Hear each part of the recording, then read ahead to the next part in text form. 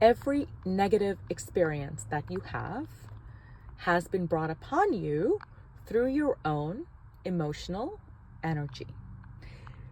And this is the Bliss Bite on how you can cut it out and stop attracting to your life experiences that you do not want. So keep listening.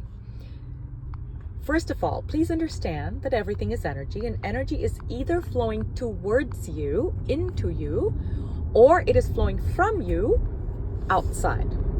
Energy is never static. You are interacting with your environment 24/7, 365, and that includes people, plants, physical things, non-physical things. You are nothing more than an energy vortex, and based on what your energy core frequency is, you attract things that are similar into you, and the frequency that you give out is primarily driven from your heart and its emotions. Now, here's where things go terribly wrong. When we judge, you look at something and you say, that's ugly. You look at something and you say, that's fat. You look at something and you say, oh, I could do it better. Or, I can't believe that person just did that or said that or whatever that is. What you are doing is you are actually attracting that energy into you. Listen to this carefully. When you judge something or someone, you are attracting that experience into your life.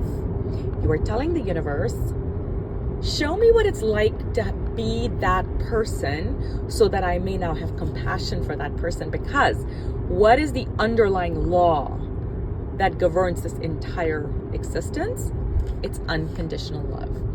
So when you come out with a thought that is not born of unconditional love, but is born of judgment, the universe has an algorithm which says she must experience what this person's experience is.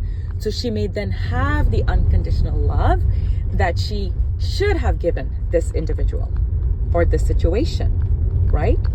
So someone's getting divorced and you're judging the spouse for the terrible person that the spouse is. You are attracting a situation where your spouse will do terrible things. So you may understand, or you may be the spouse that does terrible things.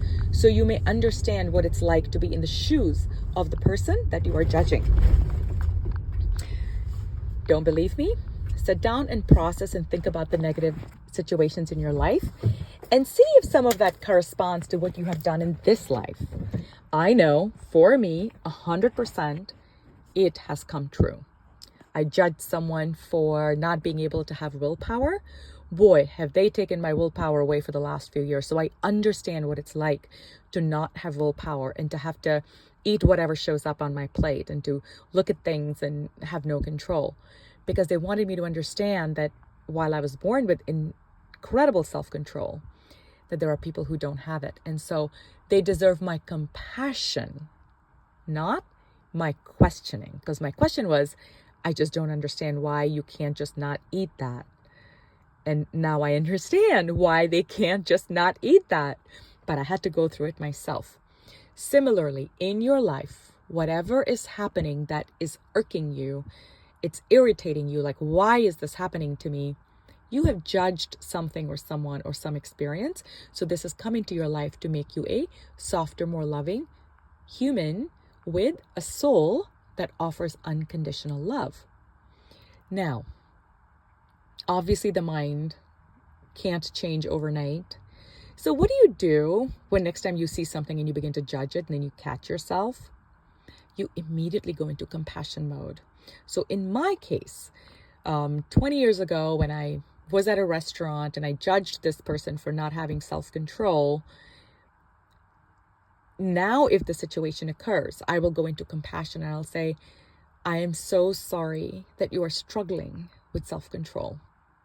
Do you see the difference? Instead of, I can't understand why you don't have self-control, I am now coming at it with, I am so deeply sorry that you're going through an experience where you don't have self-control.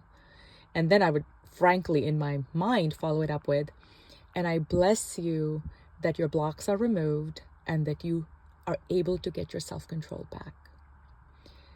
If you adopt this exact way of living life on a daily basis, where whenever something happens that you are either judging or about to judge, you flip it immediately into compassion.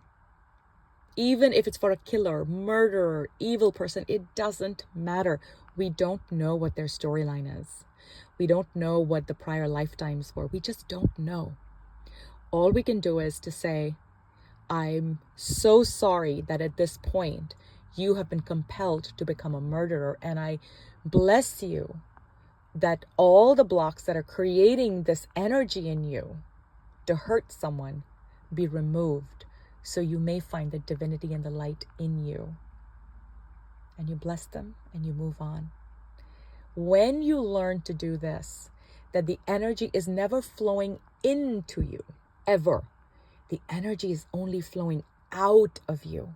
And that the only energy that flows into you is the pure white light of divine source. It is pure unconditional love, compassion, forgiveness, and frankly, utter bliss.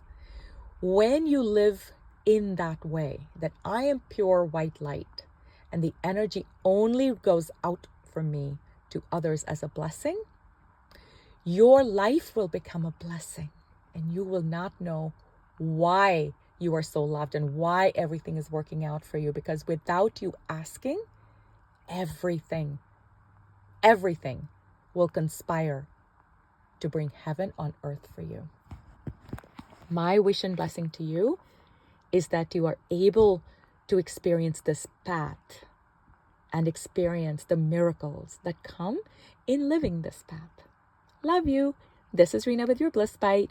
If this resonated, come join my meditations twice a day, 6:30 a.m. now, and 9:30 p.m. PST.